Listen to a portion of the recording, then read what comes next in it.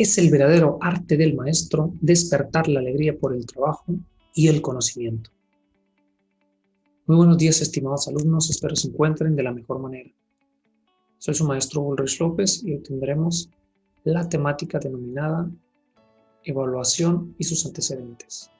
Para esto vamos a analizar a la autora María Antonia Casanova, una prócer en esta área del conocimiento tan interesante. Comenzamos. Entrando en materia, siempre ha sido muy complejo este tipo de temática, como lo hemos analizado en las clases anteriores, así que vamos a tratar de brindar el mejor panorama para la misma. El concepto de evaluación como tal siempre ha estado en permanente discusión y siempre ha sido bastante polémico su utilización. La evaluación como tal, para que sea analizada desde un contexto más holístico, necesita ser encaminada desde un enfoque, un paradigma cuantitativo y cualitativo, como ya lo hemos podido observar en asignaturas diferentes y con sus diferentes asesores. Para esto vamos a irnos a la definición que Patton nos da sobre lo que es un paradigma. Dice, es una visión del mundo, una perspectiva general, un modo de desmenuzar la complejidad del mundo real. Sin duda, con esta definición nos enmarca claramente y con palabras muy sencillas lo que es un paradigma, para lo cual podrás observar que tenemos diferentes paradigmas para la vida y el entorno social como tal. Quizás lo tenemos para nuestras creencias, la estructura social, el tipo de educación, el devenir histórico que hemos ido legando, o el hecho de por qué la vida tiene que ser como tiene que ser. El paradigma es la visión que se tiene acerca de algo, y que ese algo va a influir en nuestro día a día. Ahora bien, definiendo los dos paradigmas, cuantitativo y cualitativo, vamos a irnos con estos autores que son citados por María Antonia Casanova, Campbell y Stanley. Afirman que es, primero el paradigma cuantitativo, dice, es el único medio de establecer una tradición acumulativa en el que cabe introducir perfeccionamiento sin el riesgo de prescindir caprichosamente de los antiguos conocimientos en favor de novedades inferiores. Al momento de decir cuantitativo, vendría siendo una evaluación en donde las cosas tienen que verse, hacerse. Es decir, ¿el alumno consiguió el aprendizaje esperado? Sí o no. ¿El alumno realizó lo siguiente? Sí o no. Y no se dan hincapiés para otro tipo de interpretaciones. ¿Se hace, no se hace? ¿Se cumplió, no se cumplieron los objetivos? ¿Por qué no se cumplieron? Y se da una valoración cuantitativa, numérica, específica, asentada, tangible, de lo que pudieron haber aprendido nuestros alumnos, y era lo que también lo planteaba Campbell Stanley.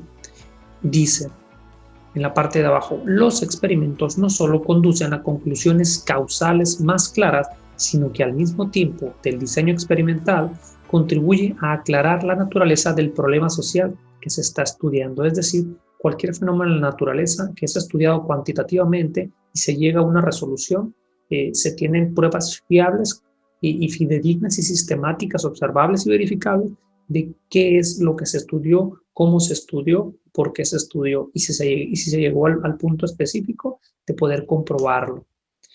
Lo cual vamos a ver la diferencia al momento de analizar el paradigma cualitativo. Wentz, Rein, Parlett, Hamilton, Guba, en términos generales, consideran la metodología cualitativa como la más apropiada que la experimental para valorar programas con objetivos más amplios y con actitudes que no se pudieran cuantificar, o sea, si cuantifican quizás se perdería el objetivo de la misma. Por ejemplo, el nivel de ánimo que puedan tener los estudiantes, las consecuencias de la pérdida de ánimo en la cuestión académica, los problemas familiares y las discusiones verbales y no verbales dentro de la familia y su impacto en la educación. Son cuestiones complicadas de poder cuantificarlas, y si se cuantifica quizás se pudiese perder un poco la cuestión del estudio cualitativo, que también es muy interesante, las reflexiones que pudiéramos llegar a tener. Pero como lo vamos a mencionar más adelante, estos paradigmas, en la mayor de las ocasiones, se entrecruzan planteamientos, pues es difícil, como bien lo comenta, mantener una línea pura de trabajo, solo cuantitativo o solo cualitativo. En consecuencia, esta dicotomía, dice, entre los diferentes tipos y métodos Existe por al menos razones y también lógica, dice, para emplearlos conjuntamente con objetivos de satisfacer las exigencias de la investigación, es decir, para hacer más rico el producto que pudiéramos llegar a tener de una investigación, sería muy interesante utilizar los dos paradigmas para analizar la situación problemática desde un enfoque cuantitativo y de un enfoque cualitativo, siendo más holístico el estudio a realizar. Es decir, ¿por qué mencionamos este tipo de paradigmas? Dentro del aula, el docente y sus alumnos, así como los padres de familia y directivos, elaboran distintos tipos de evaluaciones. Por mucho tiempo hemos sido sujetos a evaluaciones de tipo cuantitativo, en su mayoría, pero también de tipo cualitativo, cuando ven ciertos aspectos dentro de un alumno y deciden otorgarles una calificación mejor en relación a la calidad que él muestra en cuanto a otras actitudes que no son meramente la entrega de trabajos o la evidencia de un conocimiento a través de un examen, por ejemplo. Entonces, esta es una tradición evaluadora que se ha fijado hace muchísimo tiempo y que claro que tiene una gran y fuerte influencia en el aprendizaje de los alumnos. Hoy se ha cimentado la evaluación como una metodología ya desde hace mucho tiempo estresante, sistemática, burda para muchos, pero de un tiempo para acá se ha venido renovando eh, y lo considero un fenómeno más interesante en donde se inmiscuyen cada vez más los alumnos y los padres de familia y los docentes se abren a este proceso, que es lo interesante. En el proceso de evaluar, la situación ideal sería llegar a una incorporación habitual de la evaluación a estos procesos, de manera que pudieran regularse continuamente la enseñanza que proporciona el profesor hacia el ritmo y los estilos de aprendizaje de los alumnos, no que los alumnos se metan al ritmo y al estilo del docente. Lo tendrían que tomar en cuenta, pero lo más importante es que la evaluación sirviera para mejorar los procesos de aprendizaje de los alumnos y también los procesos de enseñanza del docente para ver cómo es más efectivo, porque un docente que quiere ser implacable en una cuestión cuantitativa de que los alumnos lleguen a los objetivos, quizás la métrica es muy alta, se llega a ella, pero se tiende a olvidar el conocimiento o no tiende a ser importante ni relevante, puesto que solo estaban bajo una métrica de una persona que tenía unos estándares muy altos. Y en la cuestión de la evaluación, si la queremos ver de construcción del aprendizaje, vendría siendo el estudiante y el maestro como agentes activos y en construcción de su aprendizaje como tal. Así dice en el segundo punto, hay que aclarar que la situación actual no ha llegado así por el azar, es decir, estas temáticas que se están mencionando no han llegado así solamente porque hayan evolucionado como tal, sin que nadie hubiese metido la mano por ello. Ha sido algo que ha sido sistemático, ha ido cada vez a la alza, en donde necesitamos bríos distintos en la cuestión de la evaluación. Tenemos sumida a la educación todavía, damos educación como en el siglo XVIII, con maestro del siglo XIX y contenido del siglo XX, cuando ya estamos en el siglo XXI. No podemos darle lo mismo que nos dieron a nosotros, nuestros maestros, a los estudiantes, en este caso a ustedes, puesto que son una generación totalmente distinta. Debemos de tener una panorámica más amplia, mucho más amplia, más consciente, más reflexiva de qué es lo que pretendemos que ustedes aprendan y qué es lo que es importante reflexionar a nosotros como docentes. María Antonia Casanova comenta 4 vertientes. La primera vertiente: aparición de la evaluación y su aplicación al campo educativo. No fue específicamente en este campo donde empezó, pero ahorita más adelante vamos a comentar en dónde. Otra, la evolución conceptual de la evaluación ha ido cada vez vertiginosamente acuñándonos el término de evolución, ha venido extinguiéndose algo que ya se realizaba y para hacer algo distinto, algo nuevo. Inciso C, importancia actual de la evaluación en los sistemas educativos. Es una temática de suma relevancia en todos los sistemas educativos a nivel mundial. La cuestión de poder saber cómo conocen o qué tanto conocen y por qué conocen nuestros alumnos tales y cuales contenidos y en qué les sirven. Es complejo, todavía hay grandes áreas de oportunidad, sobre todo en los países en vías de desarrollo y también en potencias mundiales que no ven reflejada su cuestión económica ni financiera en una mejor educación. y hay diferentes paradigmas y sistemas educativos que se han establecido que en ciertas ocasiones son eficientes en cuanto a evaluación cuantitativa, pero son países que están enclaustrados con un alto dominio político y social, como lo vendría siendo, por ejemplo, el caso de Singapur. Hay otras sociedades que son un poco más libres, como Finlandia, los países nórdicos. Hace pocos años Canadá también estaba en esos lugares, en los primeros lugares en la cuestión de evaluación del aprendizaje de los alumnos. No así los Estados Unidos americanos, los Estados Unidos de Norteamérica, que a pesar de su buena economía y su poder armamentístico, económico y social, no están en los primeros lugares. No han podido decantar esas variantes en el aprendizaje.